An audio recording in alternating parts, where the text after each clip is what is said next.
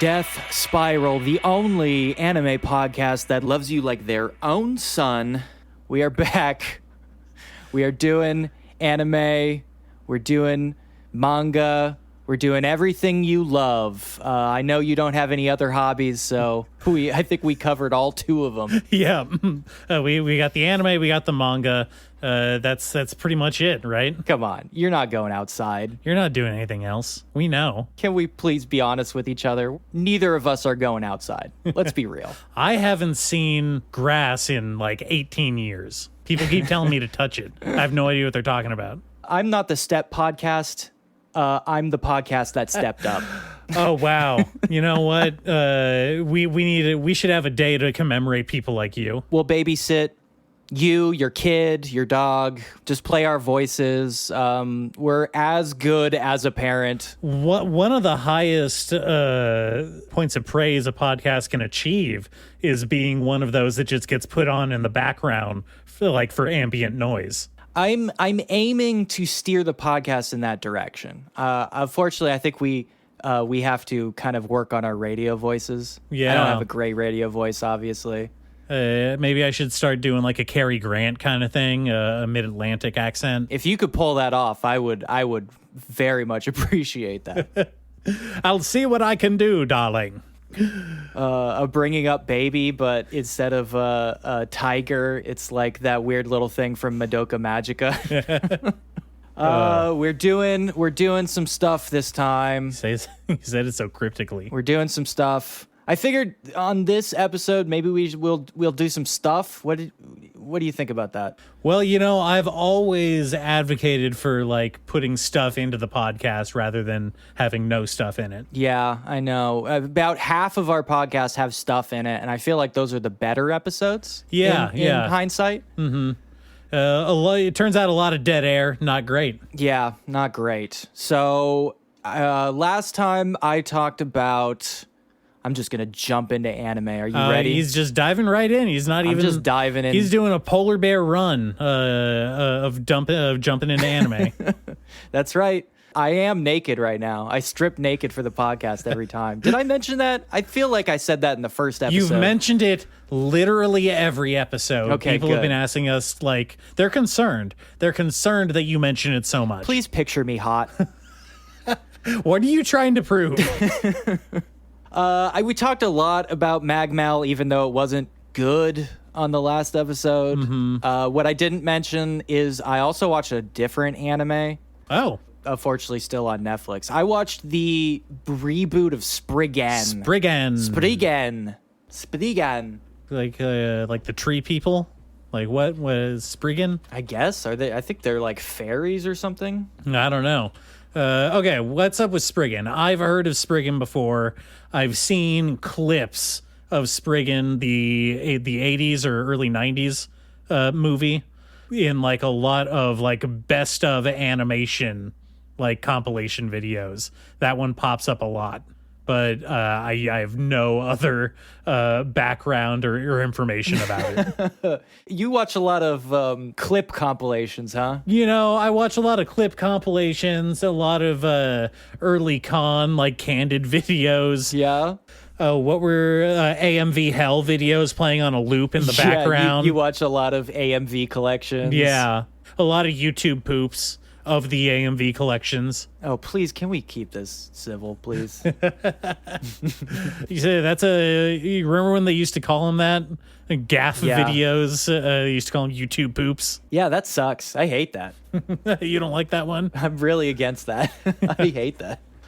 Yes, this was originally a manga turned into a movie. I do want to say it was probably like 1993.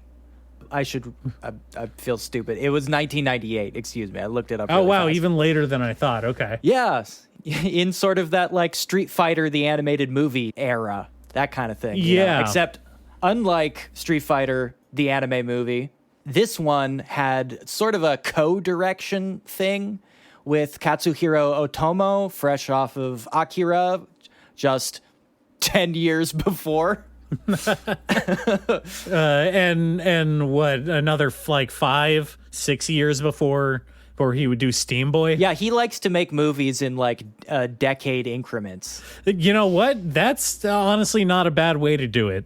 You know, if you can make one movie and just coast on it for 10 years, I'm all for it, because the whole process seems like kind of a thing to do like every year. Oh no, I greatly admire it. Sort of the George Miller model. You know what I mean? Yeah, do a Mad Max, then do a Babe, Pig in the City, and then just kind of live your fucking life being a weirdo who wears too much leather for an 80-year-old man. I wish I could ever do anything like the 1-2 punch of Mad Max and Babe. It's such a good resume. It's such a good card to throw out there, right? Look, I would be happy just making one thing as good as Babe, but the man has the range. He's got the vision and the range. The other one I was thinking of immediately was, Megalopolis is coming out soon. Oh, yeah. Coppola is roaring back onto the scene. I'm actually very excited for that He's movie. burst out of his crypt like Gary Oldman at the end of Dracula. Yeah. And he's making this movie purely out of spite. You fucking motherfuckers. Yeah, I think this movie is his revenge on Hollywood. Good. Yeah. They deserve it. I think, that makes me even more excited for it. The one thing that bums me out, though, and it's whatever, but I don't like Adam Driver. You don't? I mean, I don't either. Yeah, I don't like him. For many reasons. I think he looks weird, and I know it's uncouth to make personal attacks in this day and age, but he is an ugly man. No, this podcast is a safe space for just spurious accusations. Oh, okay, good. And I think the fact that he is so ugly reflects on his moral character as well. You know what? I think for me, it's that, and this is a very low level of media literacy, I know, but I'm being open and honest with you because that's what this podcast is all about. I watched him first in Girls, HBO's Girls, and he is such an unlikable piece of shit in that series.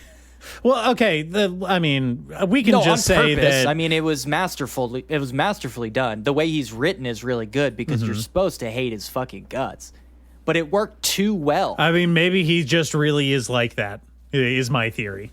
Acting isn't real. You can only really get into a character if you are basically that person already. The Marlon Brando, like, dunking on Robert De Niro and Daniel Day-Lewis by being like, there's no such thing as method acting. Acting is just like child's play. It's just baby shit. It's stupid, and it's for stupid people. Like, that was him at the end of his career, which I think is so funny. Well, the quote I always think of is the one, I think it was like Dustin Hoffman and Laurence Olivier. Oh, yeah. Dustin is talking about what he was doing to get into character or whatever for a movie. And the quote was from Laurence Olivier, and he's saying, like, have you tried just acting? Yes. I feel like that is a very theater actor kind of thing, because you remember... No, it's a very classical mindset to have, stage mindset. It's like you go on stage and you embody the character and you do that thing. It's the joke from Extras, the Ian McKellen joke. You remember that one? Remind me? He's doing an actor clinic, and there's all these actors sitting around him, and they're like, how did you do Gandalf? Which is how Ricky Gervais pronounces it. Gandalf. And he's like, well, I'm Ian McKellen. I'm Gandalf. You shall not pass. And then I'm Ian McKellen again. That's called acting. Okay. Yes. I do remember that. It's so good. I say the lines that. and then I finish saying the lines and then I'm not the character anymore. I think that's great, and I am in agreement, because I don't think method acting is real. I think people who talk about method acting sound like idiots. Oh yeah, no, I think Daniel Day-Lewis is just a big old drama queen. Yeah, I mean, he's a great actor, but that whole thing about like him on the set of Lincoln, like texting people in character, is such fucking nerd shit. If I was working with that dude, I would be so annoyed all the time. Well, okay, the one people always make fun of, I think that as the bigger cultural hit, is the Jared Leto Suicide Squad stuff, right? Oh, yes. Which, by if I'm being honest, when I first heard about that, I thought that it was like a meme making fun of the Daniel Day-Lewis texting his Lincoln thing, because I heard about that. Yeah. I thought there was just a riff on it. I'm becoming more and more convinced that when he was playing Jordan Catalano in My So-Called Life, and he reveals that he's illiterate, I think that wasn't the character. I mean, they 100% confirmed that Jordan Catalano Leto. Jared Leto absolutely does not read, and whether that's because he doesn't know how to read, I can't say for sure, but that man hasn't stepped near a book in goddamn 30 years. Anyway, Spriggan, right? Yeah. Anyway, what about Spriggan? What's up with the Netflix Spriggan. reboot? So Katsuhiro Otomo, right? Right. Okay, that guy. Right, that guy. He works on Memories. Right? He did the Magnetic Rose segment. Yep. Probably the best one in the thing. Oh, which is great. absolutely. Just really fucking good. He does Spriggan. He does Metropolis. He does Steam Boy. He wrote the screenplay for Mushishi. Did you know that? I never knew that. I did not know that. That's cool. Yeah, the movie one. Okay. So he helps out with Spriggan. I think this is at the point where maybe he was kind of checking out a little bit, and he leaves Spriggan in the capable hands of Hirotsugu Kawasaki and Norihiko Suto, who are guys who he worked with previously. And they're both, if you look at their resumes, they both did. From my understanding of the 98 movie, Otomo's main involvement was doing key animation on just scenes of military dudes in riot gear doing stuff, which is kind of like his whole thing. Like, don't get me wrong, he does it great. No, it's great. There are moments. I honestly think that movie looks really good, and I think the animation is really good. But there are definitely moments where Otomo's work shines through. He has such a distinctive voice, animation-wise. And so there's just like, every once in a while, there's like 3 or 4 minutes of the movie that suddenly look like incredible, like the best shit you've ever seen, and then it goes back to kind of being just a good looking anime movie, which I always thought was very funny. You can see where the money went. Yeah, and I feel like that movie, maybe that didn't really hit as much as other anime movies at the time. I didn't really hear, and I still don't really hear a lot of people talking about it. So I was really surprised to find that Netflix was putting out this essentially OVA, I guess. Now, is it 3D animated? There is 3D animation. Yes. Okay. All right. It's not 100% 3D, but there is enough that you notice it occasionally, you know. It's disappointing to hear, but I was expecting to hear it. I'm not a fan, but it's not like drenched in it, so whatever. It is trying to lean back into the manga. Okay. So it's more episodic. They kind of cover a couple different stories because Spriggan, the movie, only covers one story about Noah's Ark, which is very funny to me as well. Noah's Ark is essentially a WMD in the story, which is great. Honestly, it's one of the weirdest things about the 1998 movie is that in the climax, the bad guys are like, yeah, humans have basically destroyed the Earth with global warming, and they're obviously not going to do anything about it. So the human race is going to become extinct unless we use this doomsday device to basically re-terraform the planet. Okay. And I don't know, man. That hits different now in 2024. It feels bad. Yeah. It feels really bad. I can't quite put my finger on why. Yeah. And of course, in one of the episodes tells the same story. It does the Noah's Ark story, which creates a very strange thing where you can directly compare the choices it makes to the movie. And that really deepened my appreciation for the 98 movie. Yeah. It really made some smart choices. So our main man, who is, I guess, a Spriggan, that is like a classification of mercenary that he is. Does it have anything to do with having a super suit? It does have a lot to do with the super suit. Okay. Our main man's has a super suit. He has one. He definitely has a super suit. He definitely has one, and he loves talking about it. I don't think there's a single scene where he doesn't mention how cool his super suit is. Which, to be fair... I mean, if I had one, I would be talking about it literally all of the time. Yeah, I mean, if I had a super suit, I'd be bringing it up in casual conversation. I would make every conversation about my amazing super suit. When I'm out to dinner or getting drinks or whatever, I casually raise my voice whenever I'm talking about the super suit. And then I'm just looking around the room. You know, sometimes I go to lunch by myself in the super suit, and I'll sit like really close to somebody. And I'll be like, hey, you ever seen a super suit like this before? You know what? I don't know if I'd want to wear it out in public because honestly, the super suit is not particularly stylish. I think that's one of the biggest flaws of Spriggan. It does make you look like Michael Cera wearing the muscle suit from that episode of it does. Of Arrested Development. It looks exactly like that because the whole thing is that it's like artificial muscle, right? And then he puts on like a flak vest over it, and he has this weird like sort of padded, you know those safety helmet things they wear in boxing gyms? Yeah, no, I know what the general character looks like. He's kind of has, it's almost reminiscent of certain aspects of the Crisis suit from the well-known Crisis video game series. Oh yes, the Crisis trilogy. Yeah. Yes. Yeah, but they have a cool helmet. My man's does not get a cool helmet. No, he gets the boxing pads. Yeah, he gets a little boxing halo hat. Which, you know, is vaguely military. I see what they were going for. Yeah, I know. It is very militaristic. Those actually, they're not cushions on there. He keeps rations in those parts of the headband. The other side of it is like rolled up and he has cigarettes in there. Yeah. Actually, that's pretty dope, yeah. He's got an ace of spades tucked into it.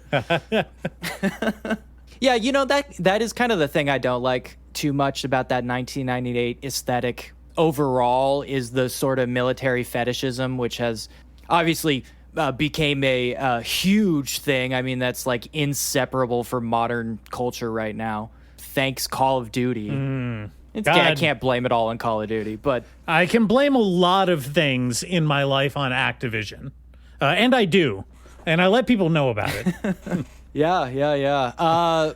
So that's an aesthetic choice I don't really like about it. But in the show, they try... And here, remember, I don't know, we've talked about this many times in regards to adaptations, in that you shouldn't try to be faithful to the source material, right? It tends to drag down the finished product. Oh man, I can't wait to bring this up again in a little bit when we talk about Rat of Odd Taxi. Oh yeah? But yes, I know exactly what you're talking about.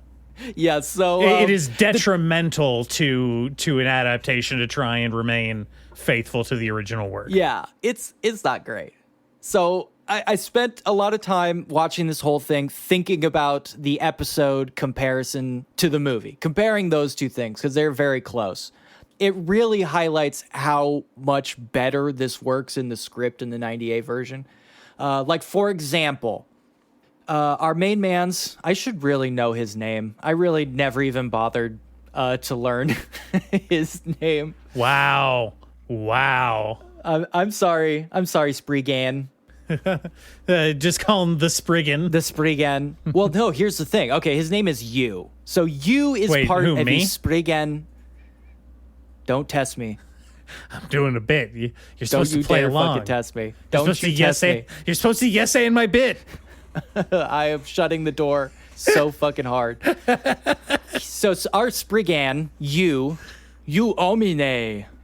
He is part of a Spriggan team that works with an independent secret archaeology organization that's meant to, I guess, intercept artifacts from the ancient aliens that aren't actually aliens. So this is already in the grand tradition of making archaeology way more interesting than it actually is in media. It is funny that archaeology can't just be interesting on its own in movies and TV. There always has to be some twist on it. Like, oh, we dug out this crazy artifact and it's actually like an ancient relic that turns anybody who holds it psychic. My favorite one is in John Carpenter's Prince of Darkness, where they accidentally dig up Satan and it's like a vial of green goo. Yeah, Satan is a goop.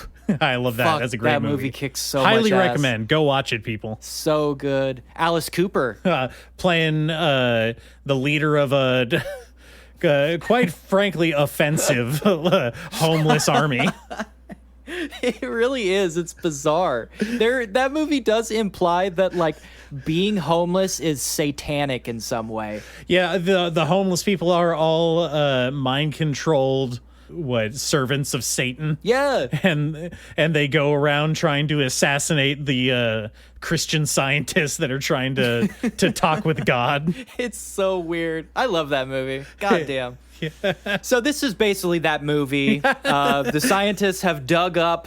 It's basically that. Yeah, it's basically that. They continually dig up either like vials of green goo that turn out to be Satan, or giant spaceships that turn out to be terraforming machines, or like tablets with cuneiform that are actually instructions on how to build a death ray, all this kind of shit, right? Sure. And so the Spriggans are meant to be this sort of like secret paramilitary group that intercept those discoveries and do question mark things with them. Fucking gatekeepers. I guess lock them in a vault.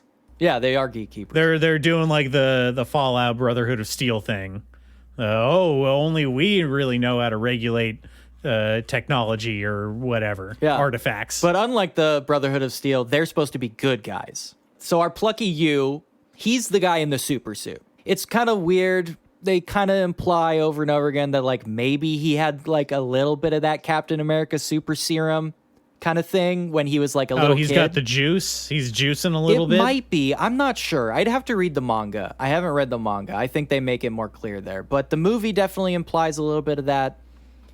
The show less so, but I think there's something like that going on. A little bit of child soldiering, you know. Some of that good stuff. Yeah, but what the movie does that's very good, and the TV show does not, is that Yu's team, his Spriggan team, includes like quote-unquote enhanced humans. And when we're talking about enhanced humans, we're talking about like his French best friend is a werewolf. Oh my. Yeah. Okay, sir, you have piqued my interest. Yeah, also his French friend is named Jean-Jacques Monde, which I think is somehow racist in some way. That feels offensive. It feels offensive. I don't know. Let us know. Let us know if you agree with that. It's like calling him Pierre Le Frog. Or Pepe Le Pew. Pepe Le Pew. You know, the wokies have canceled Pepe Le Pew for being a rapist? sex pest. Yeah, a rapist. A rapist sex pest. So in the movie, they very smartly get rid of the whole guy turns into a werewolf for no reason thing, which is, I'd like to say brilliant, but honestly, it's just common sense. Like, that's too goofy. That's too goofy, my guys. The French guy who turns into a werewolf. You like that. You like when dudes just are randomly werewolves. Well, you know, I am a big fan of American Werewolf in London, so I do advocate for werewolves wherever I can. And I am a big fan of Cursed, which I like very much. But that's mostly because of the endless cavalcade of guest star cameos. Listen, I'm not saying you're wrong. It was probably a good narrative directing decision to cut it out there. I'm just saying, I'm sick of vampires. We need more werewolf shit. I guess so. Vampires are busted. They're broke ass, and I do not like it. Well, where do the Frankensteins fit in? Because I feel like, you know, if good Frankensteins are very few and far between. We get plenty of werewolves. Well, apparently Christian Bale's going to be in a new Frankenstein movie coming out. You hear about that? Oh, Jesus Christ. No, they're doing another, book adaptation? I don't know. It seems, well, first of all, they announced the title of the movie is going to be called The Bride. So it seems like they're doing more of a it is going to be a book adaptation, but more focused on the latter half, where they do the whole Frankenstein's wife part. Ugh, I don't like it. That's what I'm gathering from the title, at least. I don't like it. I am a big Frankentologist. Look, if you're going to do Bride of Frankenstein, I mean, it's like whatever, but you should really do it in the model of the Hammer horror, you know? Just like get wild with it. You know what I mean? I don't think they can do that style of Frankenstein anymore for it being wildly offensive for so many reasons. Well, you know, it's all got to be elevated horror now. You know? Yeah, you know, I just find that decision to be very emblematic of what the Netflix version of Spriggan is. When they can go with the, let's say, stupid version of the story, they love to do it. They lean way into it. They don't really have any way to like dial themselves back down. Which is a shame. You know, all I can say is that you don't play catch by throwing it over their head, if you know what I mean. You gotta play to the lowest common denominator. I'm not sure I follow that, but I guess so. I'm making up idioms as I go along. Yeah, I love that strategy. Keep at it. I'm wrestling with whether I would have liked Spriggan if I didn't know about the movie. And this is a very common problem, right? There's so many book adaptations where it's like, I probably would have liked the movie if I'd never like read the book. It's a cursed with knowledge kind of thing. Yeah, you know, I'm trying to think of examples like that. The first movie adaptation of The Golden Compass, I guess, but that I think was also just a bad movie by itself for a lot of reasons. Well, I hate to yet again bring it back to Stephen King, but like, man, they fuck those up constantly. I don't know if they fuck him up in Stephen's eyes. I think he's usually happy with the end result. You know, The Shining being the big famous one, right? Where he was unhappy with it, which we've talked about in this conversation so many times before. So many times. I mean, that is the example I go to constantly because he's so wrong about the movie that it's very funny. And he's not even wrong anymore. He's come around. He admits that the Shining movie is probably better than his story for a lot of reasons. He was sued into admitting that. Oh, I thought we had freedom of speech in this country. What happened to the First Amendment? Yeah. You can't talk shit about Jack Nicholson? It's illegal to talk shit about Jack Nicholson? Come on. I mean, Steven's wrong, obviously. Yeah. The only thing is that I feel strongly that most stories could usually benefit from riding away from an explosion on a jet ski at the end. It's such a good tool that it can be used with finesse in a proper way. That's all I'm saying. Sure. I guess. Like Resident Evil 4. That's a good one. You think they got that from The Shining? Maybe. Hard to say. You know. Hard to say. Yeah, everything is a rich tapestry. I'm just thinking of like, you know, Philip K. Dick gets wronged all the time in movies, especially the fucking Ben Affleck Paycheck one. Holy shit, that movie sucks. Oh yeah. Well, I was thinking of the Will Smith I, Robot movie. Oh god. Which is like so bizarre. If you know anything about the I, Robot short story. Sure. Well, you know, The Foundation, is it a trilogy or is it a series? I never remember, but I think it's a trilogy. I shouldn't shit on that because I haven't watched it yet, but I have heard okay things about the TV show.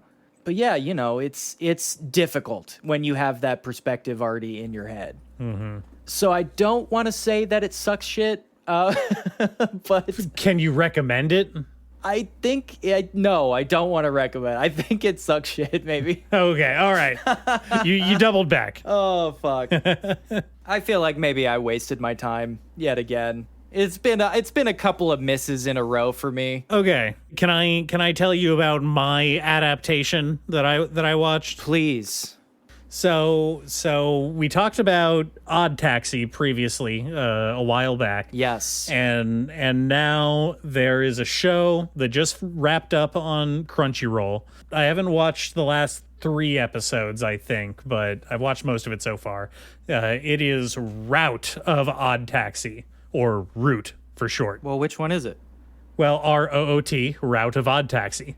What this is basically a what do you call that narrative device where you do a story from a different character's perspective? You know, like an Ender's Shadow type thing. Is there a name for that? A runaround? I don't know. I don't know. That's what they're doing here. Is that a specific technique? It's just alternate perspective? I don't know. Alternate perspective. Basically, what's going on here is this is the exact story of Odd Taxi, but told from a background character's perspective. We should just call it the bean maneuver. Yeah, the bean maneuver. The Kobayashi Maru maneuver. We have a background character that was present in basically one episode of the Odd Taxi anime, and then they just kind of glommed onto this character who had no previous backstory or information, and just kind of backfilled like stuff for them to do in the background that almost meticulously never comes in conflict with anything in the original story, because we never see that character beyond like one scene in the original anime. Okay, kind of a bold move. Yeah. And so we have a lot of... So I guess I'm just not going to care about spoilers. Sorry, people. Spoilers for Odd Taxi. Odd Taxi is about a cab driver who gets caught up with a Yakuza plot involving a missing idol slash daughter of a prominent media figure. We find out at the end that she's been murdered by her idol co-worker because she was jealous. It was a fame dispute. Classic jealousy. Yeah.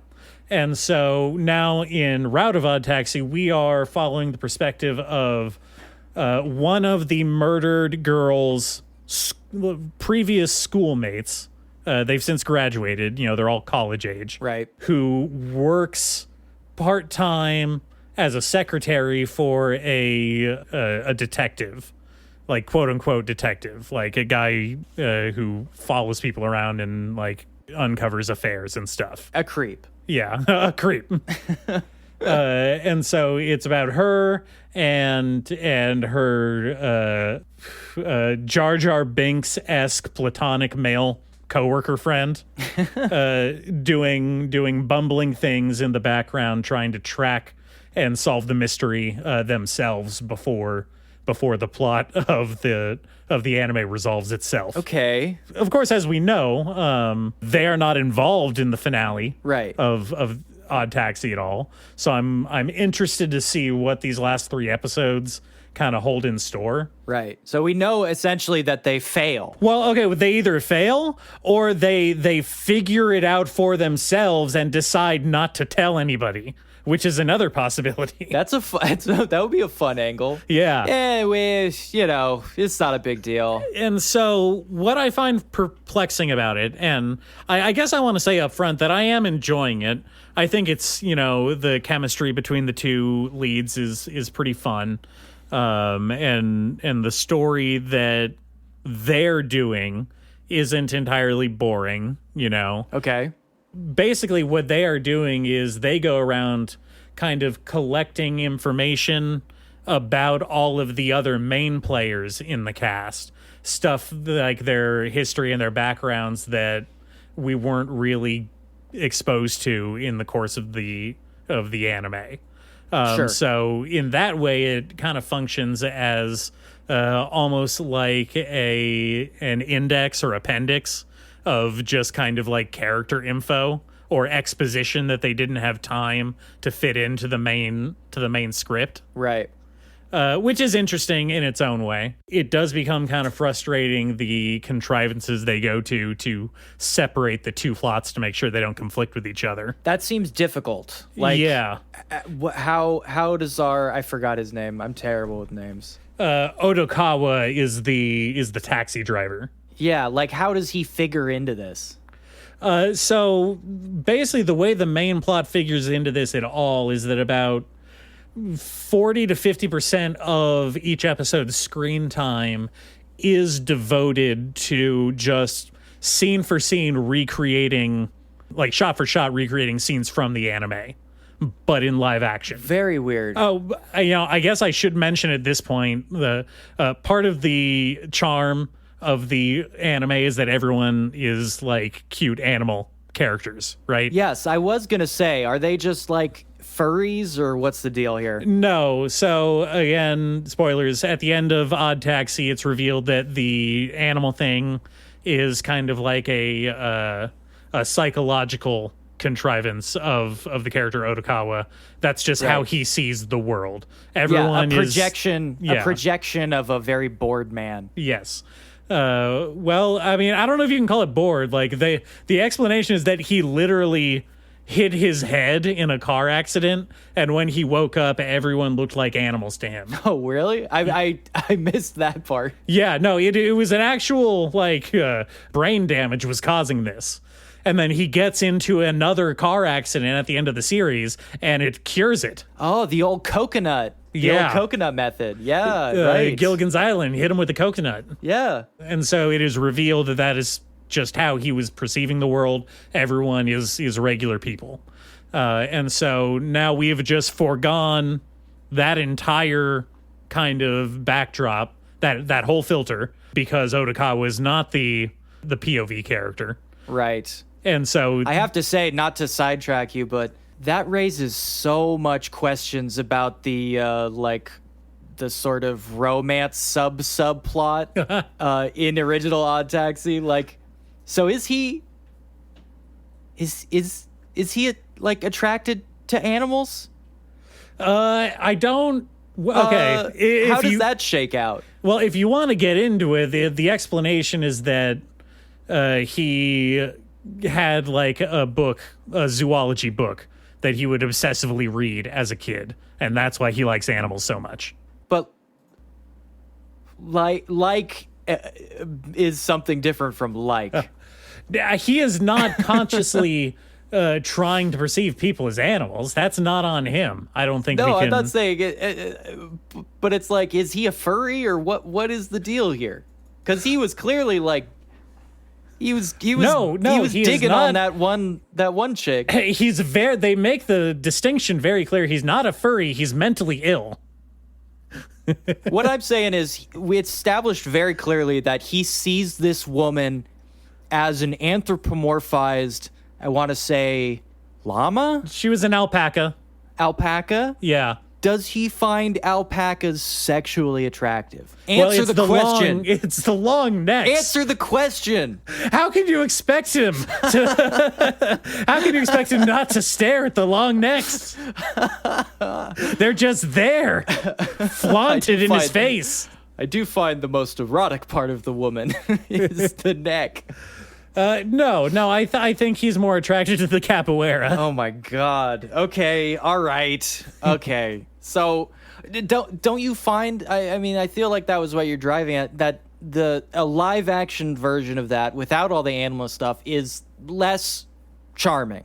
That's what I was trying to get at. Is that all the scenes where it's just scenes from the anime, but everyone is a live action person, is novel the first time you see it, and then it's just kind of there. I wrote in my notes that those scenes are basically like the Gus Van Sant Psycho.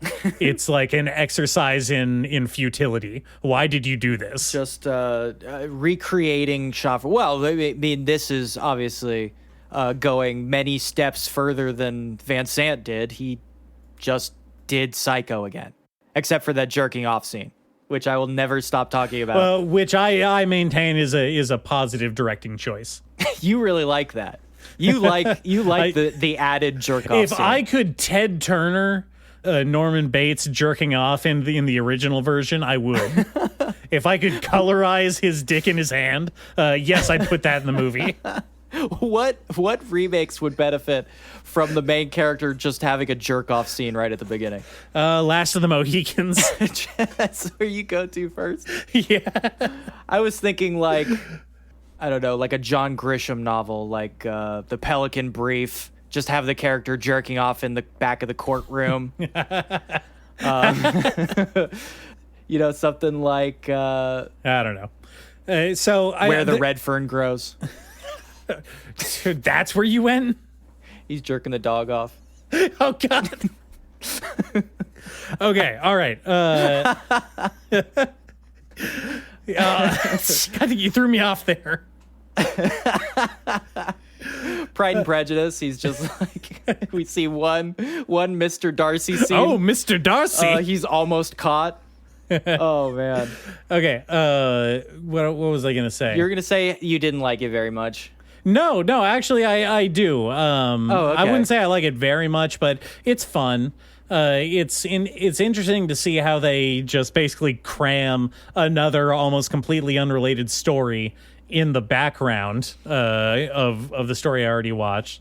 And it's kind of interesting to see what the characters look like as, actors, trying to kind of still embody, I guess, the feel of the animal characters. Yeah. They did some good casting in terms of trying to get the actor to line up to the character design. Now, there is one other interesting layer to this that I didn't mention yet. Okay. This is an adaptation of an adaptation, because Route of Odd Taxi was a manga spin-off first. Okay. And in that manga, were they animals or people? They were people, but they were highly stylized. Baffling. They were stylized more in line with what I guess animalistic features of their counterparts, giving them the same look. Yeah.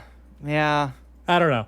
I don't know. It adds a weird layer of, again, trying to be now both simultaneously faithful to the original run of the anime and trying to recreate certain manga panels, right? That quite frankly don't work in a film scene. Lot of day for night, a lot of weird angles in that camera work. I guess I would just miss the animals. The animals are charming. I will say that, I'm a sucker for a good mystery, and it was an okay mystery. I liked it.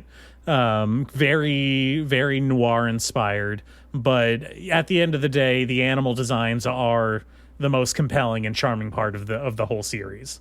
And it did tickle me every time. That's easily the most endearing, It's watching a llama dressed as a nurse doing capoeira is quite possibly the height of comedy. I don't know.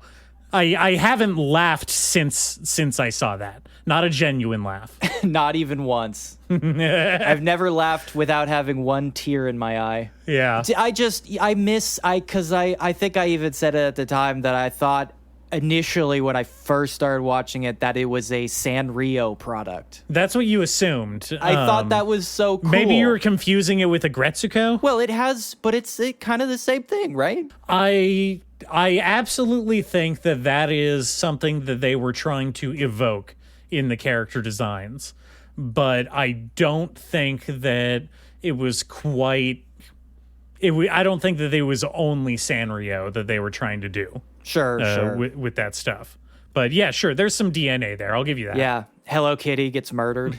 I mean, a Gretsuko is Hello Kitty likes death metal, and that tickles me. Yeah, and a Gretsuko's great. I really like a Gretsuko. Actually, we'll talk about it on a different episode, but I have some... when you pay attention to a Gretsuko, it has some weird things to say. Oh, yeah, its politics are all over the place. Yeah. I want to bring that up at a later date. Yeah, let's get into that in our Sanrio episode. Okay. All right, but before we go to a break, you have to make one character jerk off in Bram Stoker's Dracula. Who is it? Van Helsing. Hands down, no question. Okay, all right. Wait, you have to answer the question now. You can't leave me hanging. Oh, well, obviously Dracula. He's watching Jonathan Harker, like, approach the castle while he's just furiously jerking. They're here. They're here. Okay. All right. That's enough.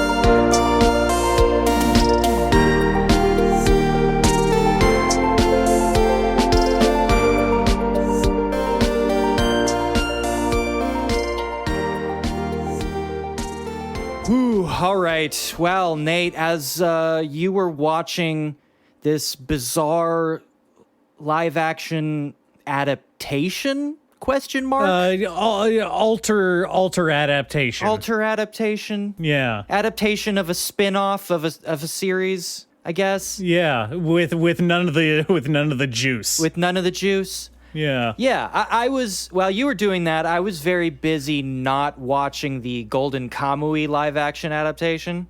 Really had my hands full with that. Oh, were you studying The Blade?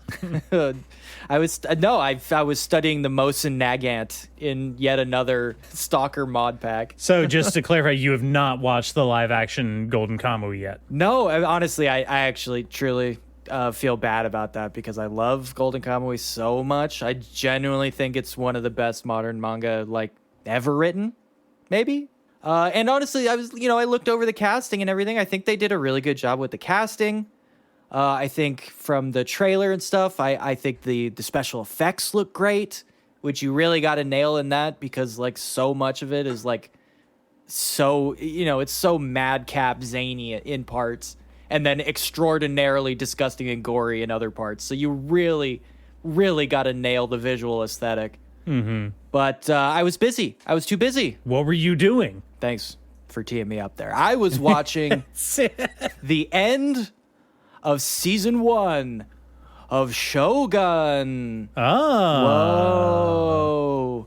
Now, obviously, not an anime. It definitely not an anime. Not an anime, but considering how much anime and manga has been made about the Tokugawa shogunate, right? Right. This exact period of time, it's very close. I mean, we're playing in the same park, I think one thing that we've never really touched on in this show yet are the vast ocean of Japanese like television live action historical dramas, which is like its own whole thing. Yeah, we just haven't gotten around to that. I've seen some.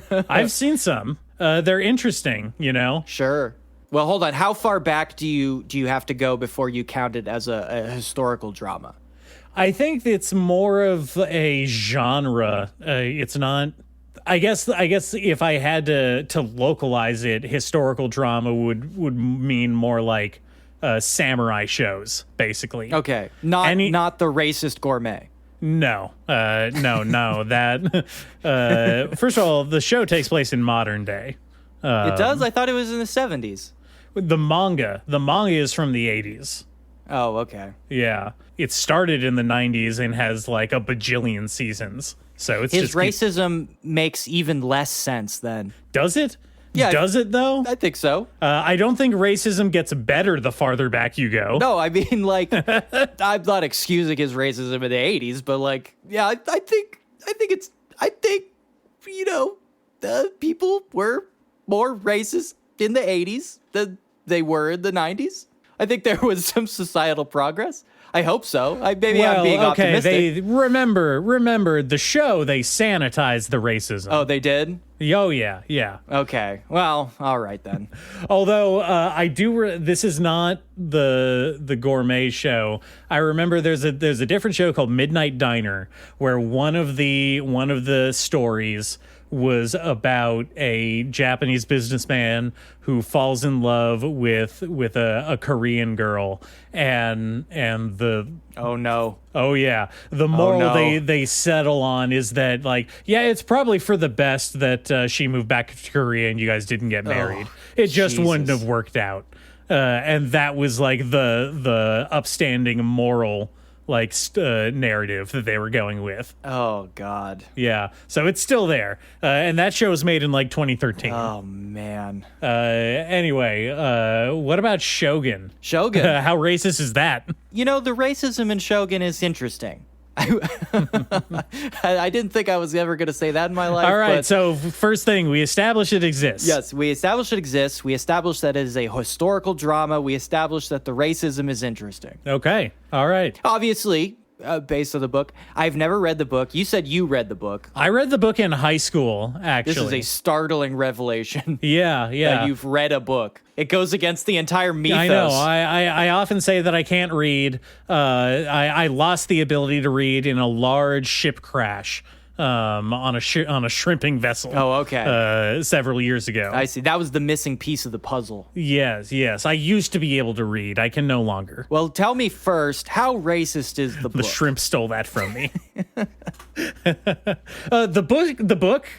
Okay, so the book is incredibly racist. Okay, all right. But in centrist fashion, it is unilaterally racist to everybody. Okay. One of the most endearing qualities is the character still named John Blackthorne in the show? Yes, because that's a cool name. Okay.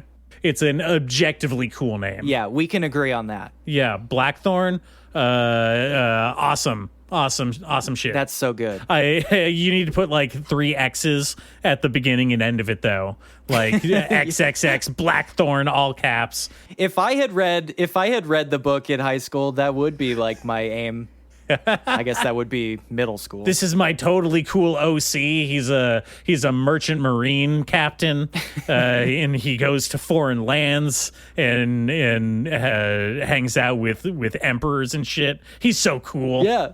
I've always been, maybe this is not very generous, but I actually always kind of pictured the book as sort of a John Carter of Mars situation, except Mars is feudal Japan.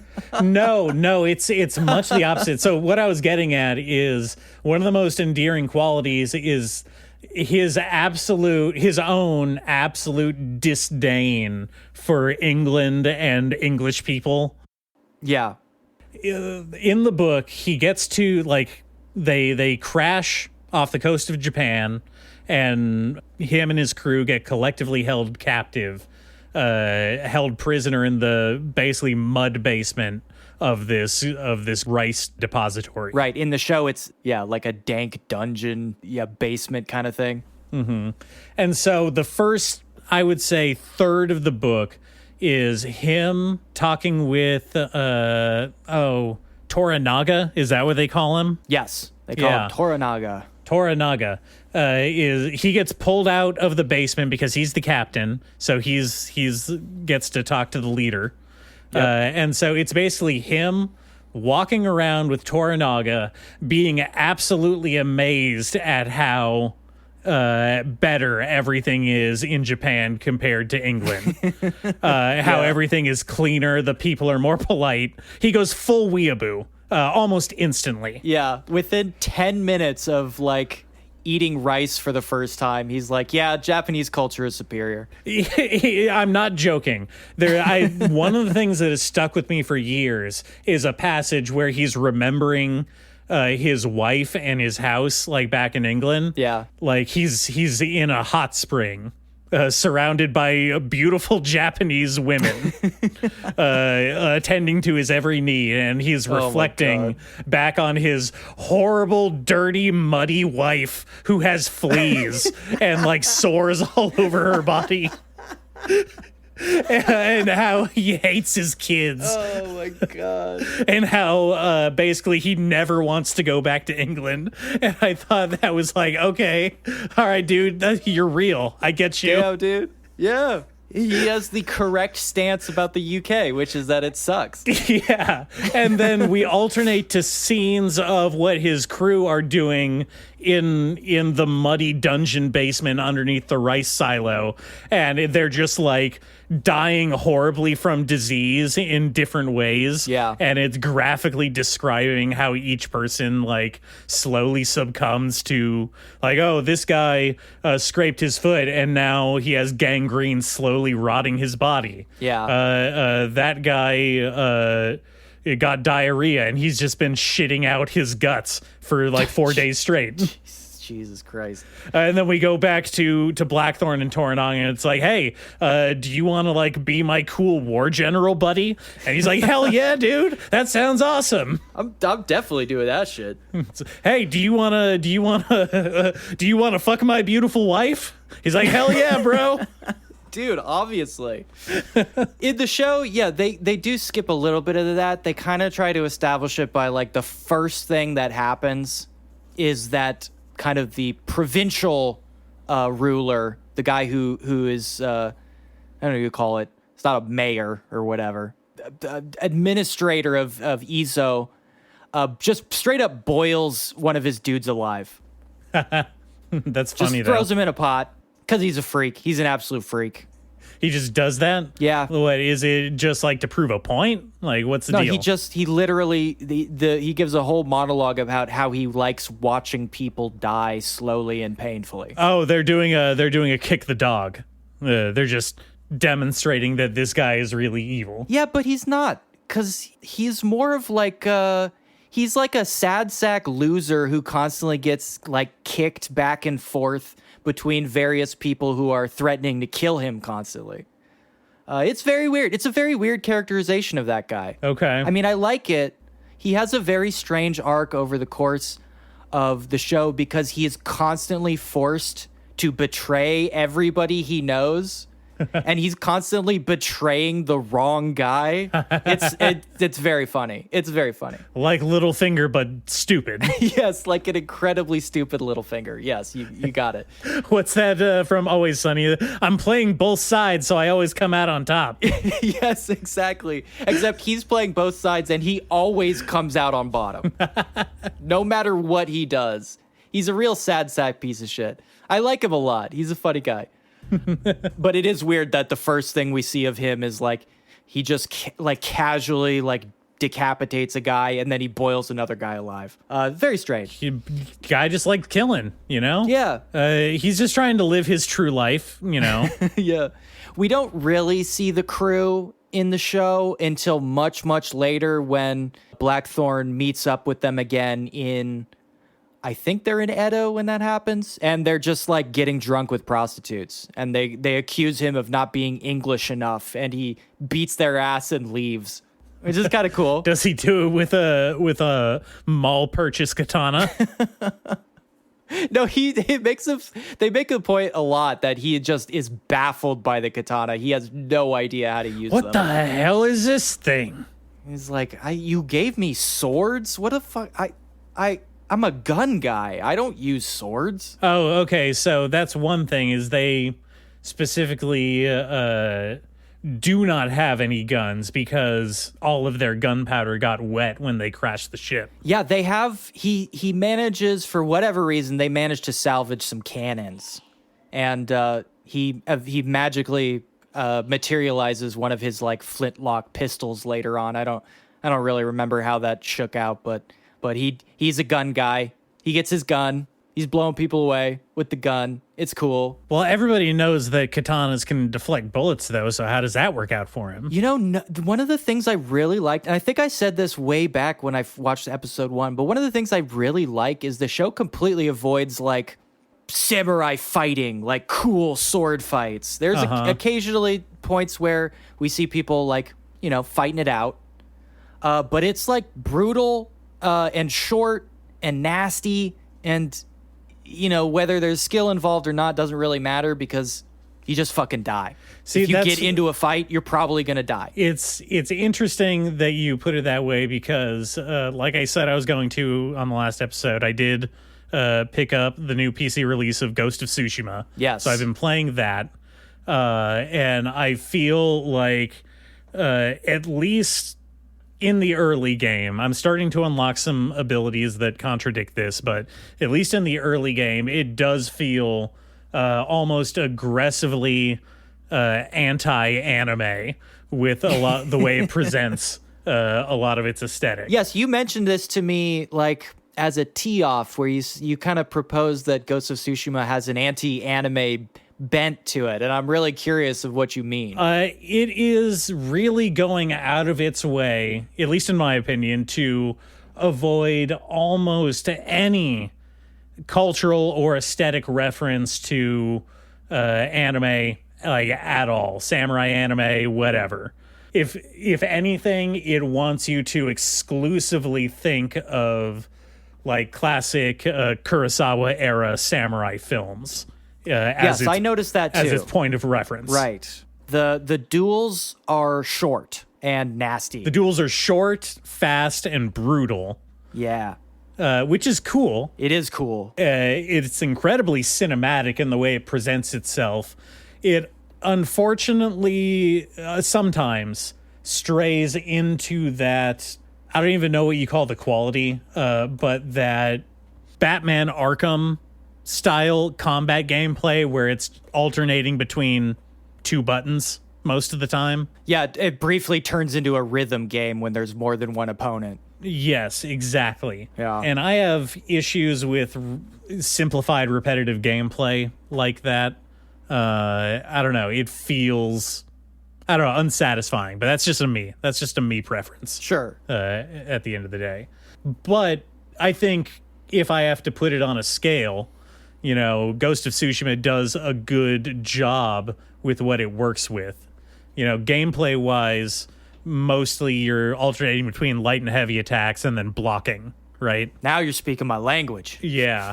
And over time, you gain the ability to parry or block certain attacks that you originally didn't have, you know, the ability to, making gameplay more fluid, more responsive. And so it's getting to that point where it feels a bit more, it's getting to a level of complexity, I guess, that I'm actually quite enjoying. Especially with this whole thing it's doing where you can switch between fighting stances to combat different enemy types. Yes. But that is again driving at what I was talking about. You do not have super moves. You don't shoot lasers, you know. They don't go into any of the overtly supernatural spiritual stuff. It's not Neo. Yeah. It's getting very grounded. Well, when I first started playing, I immediately did the thing that you told me not to do, which was start comparing it to Sekiro in every way. I told you. I told you not to do that. I know. But it's like telling someone not to think about a blue elephant. You know, you're going to think about it. The game also does kind of fuck that up because there is like a Kurosawa mode, right? Yeah, which is just a black and white filter, by the way. And don't invoke Kurosawa in your fucking samurai game. It's a bit gauche. You are not living up to the Kurosawa legacy, my man. Yeah. I have not been playing with that on. I did play with Japanese audio for a while. Correct. Which is the correct mode. I switched over to the English audio. It's weird. It feels stilted. I don't know. It's a weird quality. It's not bad voice acting. I can't say that. I think it's actually, as far as like what the characters sound like, they stray away from cartoonish parody of an Asian accent, which is good. I gotta give it to them. They did it classy. Okay, sure. Yeah. Now, I'm interested to see what happens. I don't know if you've gotten to any of these points, but I believe it's Jin. Yeah. The main character. Yeah, that's the main character's name. Yep. Sakai Jin. Yes. There are moments where, now I would say this definitely strikes the border. It's at least coming into the territory of anime, but there are these kind of mystical fox moments. Have you encountered these? Well, yeah, there's a couple different mechanics, but one of them is if you find a fox out, on your travels, if you follow it, he'll lead you to a shrine. Yes. And then the more shrines you pray at, you unlock a new doodad slot to equip a bonus, whatever. Yes, which is very funny to like turn Buddhist worship into a game mechanic that like upgrades your gear slot. I think that's very funny and weird. I don't know. Did you ever play Dante's Inferno? God, no. And I haven't watched the anime either. I think you got upgrades by praying at like churches you found in hell. It's very funny. Why do they have churches in hell? Well, so you could pray at them and get upgrades. Yeah, right.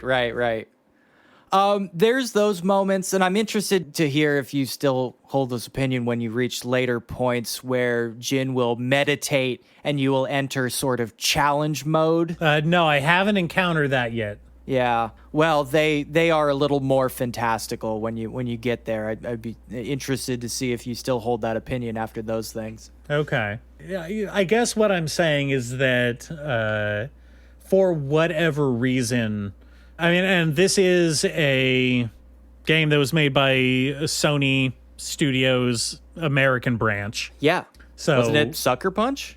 It was Sucker Punch, yeah. Yeah. Made by Sucker Punch, and so it's what I'm trying to get at is it's very clear that they were trying to evoke the film aesthetic over anything anime related. Right. To the point where it stood out in a lot of their character design. Sure. I would think. Well, it's strange. It is interesting, obviously evoking Kurosawa right at the top of the game, which I think is maybe not the right move. But obviously that's the pool of reference they're trying to pull from. And I haven't watched too many samurai movies, but I feel like I've watched a fair amount.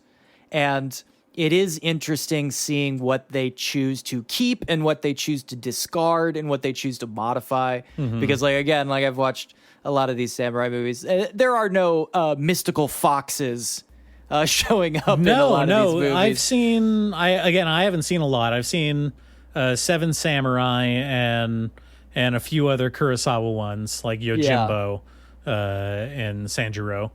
Sure. And they are incredibly grounded, usually. Yes. Izatu Ichi, the most fantastical element of that whole series is that this blind guy is incredibly good at sword fighting. But that's as fantastic as they're willing to go. Well, I mean, a lot of the Kurosawa films are straight up meditative in their pace a lot of the time. Sure. They are not action-packed films, It's a lot of character work and a lot of, long... the drawn out shots of a character silently contemplating their own mortality. And then sword fights are over in one or two swings. They're very fast. Yes. Well, that's the and I will say, at least in Yojimbo, they do give you some good blood spurts. They give you some bang for your buck. I'm not going to say that they're boring sword fights. You've got to have the blood spurt. Oh, yeah. Well, I mean, if they didn't do the blood spurts, where would Quentin Tarantino be today? Yeah. Well, the funny thing, you mentioned that because there was the bizarre cultural exchange there is a lot of those sword fights, filmically, there is a sort of meditative pacing that they get from like a Yasujiro Ozu film, right? Which is very slow. It's all about these contemplative shots, very poetic in its filmic language, but also the samurai duels that show up in more action-oriented films. And Kurosawa was definitely more action-oriented than Otsu. But in Zatoichi and these kind of samurai movies, Yojimbo or whatever, those are gunfights. They're like high noon duels.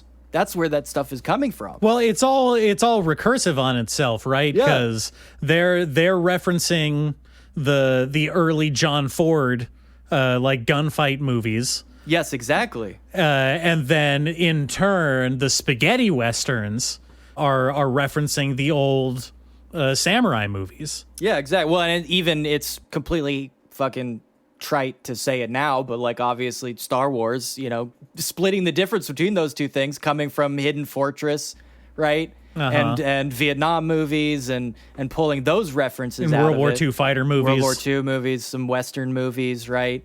Kind of just mishmashing all that shit together to create something that is not contemplative in any way. The movie that never slows down. George Lucas putting together like the world of Star Wars is like Leos in Dungeon Meshi describing his perfect monster. Yes, exactly. It's got wings and it can breathe fire and ice and lightning, and it's got a goat head and a lion head. And this one's Boba Fett, and he's kind of like Clint Eastwood in that movie. He's got like a little revolver laser gun, right? Yeah. Also, this other guy, he's also Clint Eastwood, but he talks. That's how you tell the difference. He's a talky Clint Eastwood. He's a talking Clint Eastwood. Yeah. He's kind of like a pirate guy. Yeah. A talking pirate Clint Eastwood. That's cool, man. That's cool shit. You're talking about Chewbacca, right? Love a Chewbacca. Now, where did Chewbacca come from? Which John Ford movie had a Chewbacca in it? Chewbacca is basically Tonto to Han's Lone Ranger. Oh God, you're right. Oh no. Yeah, you're seeing the connections now, right? I never thought about that before. Oh no. And as we all know, Johnny Depp played a Wookiee in that one movie. I'm reeling right now. Did I blow your mind with that? I never thought of it in that way. Oh my God. Yes, and he is a dispossessed indigenous person from a colonized planet. Oh my God. Okay, do you need some time to let that sink in? Oh, it hurts me. Okay, all right. I think we've Well, you know what's funny is just in the new Star Wars, they actually they just put a Zatoichi into that movie. They just drop one in. Oh, you're talking the Rogue One? Yeah. Donnie Yen. It's Donnie Yen, and I feel so bad. You for can't him. call it the new Star Wars when it came out like 7 years ago. Oh, shut up! Stop! Haven't you done enough damage? There's been other Star Wars. Why? Do you a lot of other Star doing... Wars since then. But not a lot of good ones. Hey, take that! Absolutely take zero that. good ones. Fucking dunked. Oh wow, you really got Georgie Lucas now. He's gonna be so mad when he hears this. I fucking got it. He's not even involved anymore. He fucked off with his billions of dollars. No, Dave Filoni. Yeah, whoever this guy is it like Kathleen Kennedy? Yeah, I don't know. Yeah, she's gonna be so mad when she hears this. I boomed her. I got it. By the way, Spielberg sent us some letters. He wants you to stop sending these tapes to him. As soon as he's dead, it'll all end. Okay, well, that's Ghost of Tsushima, right? Yeah. Kind of fun. I'm liking it. In the pantheon of all samurai games, where does it land? Oh God, of all samurai games? Sure, because that includes Samurai Showdown. Yeah, sure. Why not? It ranks less than Samurai Showdown. Wow, somewhere around there. Okay, well, of modern ones, what do we got? How does it stack up to Sekiro, Nioh? Sekiro is not a samurai. He was strictly a shinobi. Not a samurai game. Wow. I'm gonna die on that hill. Fucking weeb. Yeah. Not a lot of samurai games, if you think about it, right? I'm drawing a blank. They ever make a Samurai Champloo video game? God, I hope not. I really, really hope not. There is, I'm trying to think. Well, obviously there's Nioh. Sure, Nioh. Guess Sekiro doesn't count. So we've got. Well, if Sekiro counted, no, it would rank nowhere near Sekiro. Because that's a good, fun, like really good game. And by the way, if they didn't want me to compare it to Sekiro, why did they give me a grappling hook? Huh? Yeah, why did they put all that like ninja stuff in there? So if we're stacking against Sekiro, no, it's a bad game and you're gonna have a bad time. Okay, well hold on. Let me think of just a couple. So we've got obviously Nioh. We've got 2 Yakuza games back. We did a Samurai Yakuza, remember? Oh, sure. Yeah, no, I haven't played that game, but going by my previous history with the Yakuza series, there's no way it could be it could be better than a Yakuza Samurai game. I like Yakuza games quite a lot. I'm sure I would like that one. Yeah. There's the very famous Way of the Samurai series. Probably better than that. I don't know. Those games look really good. I've been meaning to get into that series. They look pretty cool. There's obviously Bushido Blade. Remember? Yeah. Yeah. Less than Bushido Blade. What about Onimusha that we talked about? Remember? Yes, better than most of Onimusha, but not better than the one with Jean Reno in it. Yeah, obviously that wins over everything. Yeah. That's up there next to Sekiro. Yeah. I guess I can't really think of any others. Yeah, I guess there isn't that many. Okay, so it's better than most, but worse than a lot of others. That's my review. Wow. So Dead Center. Dead Center. C+. Center. C+. All right, Ghost of Tsushima. You are a solid 50%. Well, that would be an F in grading terms. I'm going to say 75%. I'm doing a median distribution. Okay, well then, yeah. A solid C+, sure. C+. Yes, just like anime in general. Solid C+s across the board. Okay, hold on. What do you give to Shogun? As far as samurai TV shows and movies? Yeah. Man, you know what? The thing is, I really liked Shogun. I thought it was really good. Okay. Really good. You know, I don't think it's as good as Zatoichi, which is my favorite. Well, he's not a samurai. He's a Ronin. He's a Ronin, I guess. Mm-hmm. But it's up there. I would say it sits very comfortably in like the Kurosawa-ish pantheon. They nailed it. All right. Shogun, good. Ghost of Tsushima, okay.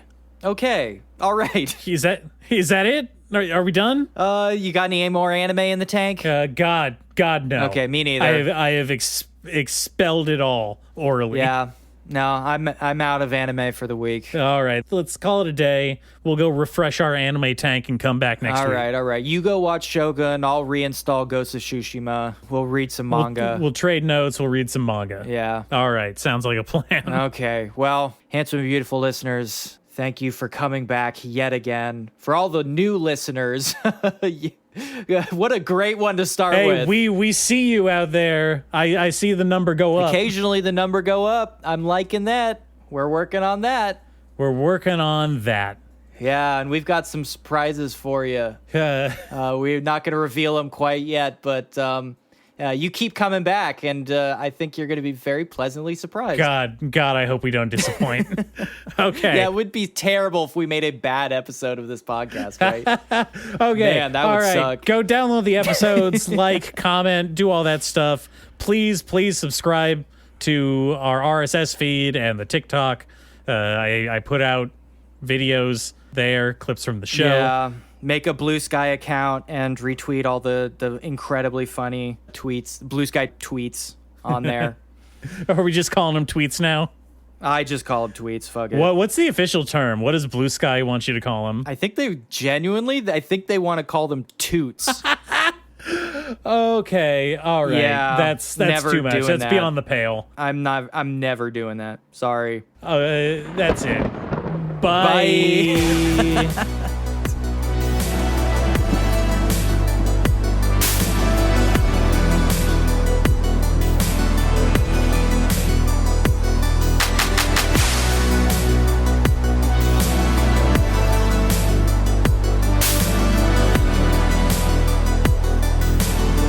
Yeah, I think we all have a healthy hatred of gamers here.